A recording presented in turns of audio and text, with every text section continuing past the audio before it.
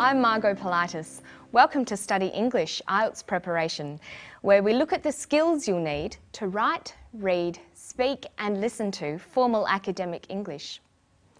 In today's episode, we're talking about pronouns.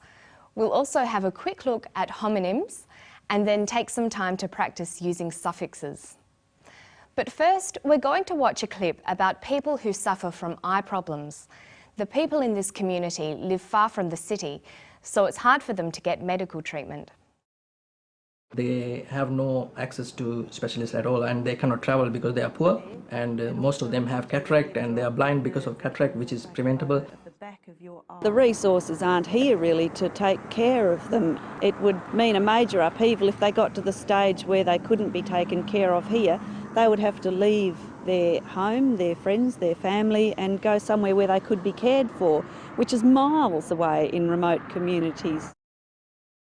The professor is talking about the access of residents in the Mora community to eye specialists.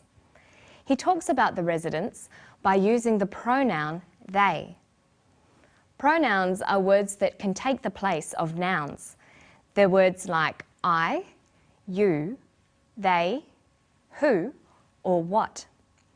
We can use pronouns in a number of different ways, and they take several different forms. They can act as subjects, objects, or possessives. If we look at they, the subject form is they, the object form is them, the possessive form is their. Listen to the professor talk about the residents. They have no access to specialists at all, and they cannot travel because they are poor, and most of them have cataract and they are blind because of cataract, which is preventable. Here, they is used as the subject of the sentence. Did you notice that the subject and verb agree in number? They're both plural. The professor always says they have or they are. Let's listen to the clip once more. Most of them have cataract and they are blind. The resources aren't here really to take care of them. Both the speakers use the pronoun them after the preposition of. Most of them take care of them. Let's see how we can use them with other prepositions. We can say of them, to them, by them, for them, in them, on them, with them, or at them. Now listen for the possessive form of they, their. They would have to leave their home, their friends, their family and go somewhere where they could be cared for, which is miles away in remote communities.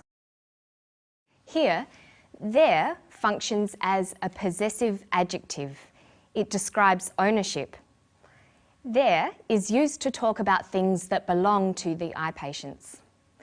The patient's homes, their homes. The patient's friends, their friends.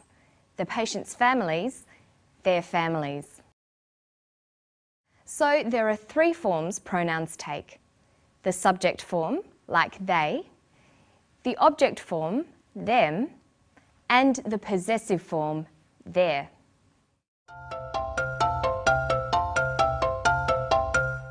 The word their is a homonym. Homonyms can be words that sound the same but have different meanings, like there, T-H-E-I-R, and there, T-H-E-R-E. Julie is talking about their home, their friends, their family. Is that T-H-E-I-R or T-H-E-R-E? We know from the context that she is talking about ownership, who the friends, home and family belong to. So we know which spelling of their she is using, T-H-E-I-R. Their friends, their home, their family. Another example of a set of homonyms is H-E-R-E and H-E-A-R. They're both pronounced the same, here. Listen for here. The resources aren't really here to take care of them. She says the resources aren't really here. The context tells us that when Julie says here, she means in their immediate location. She is using H-E-R-E. The resources aren't really here. There are two different types of homonyms. The ones we've looked at so far are called homophones because they sound the same even though they are spelt differently.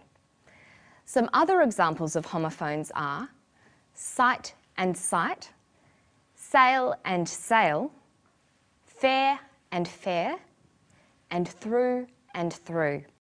So homophones are words that are spelt differently but sound the same. Another type of homonym is a homograph.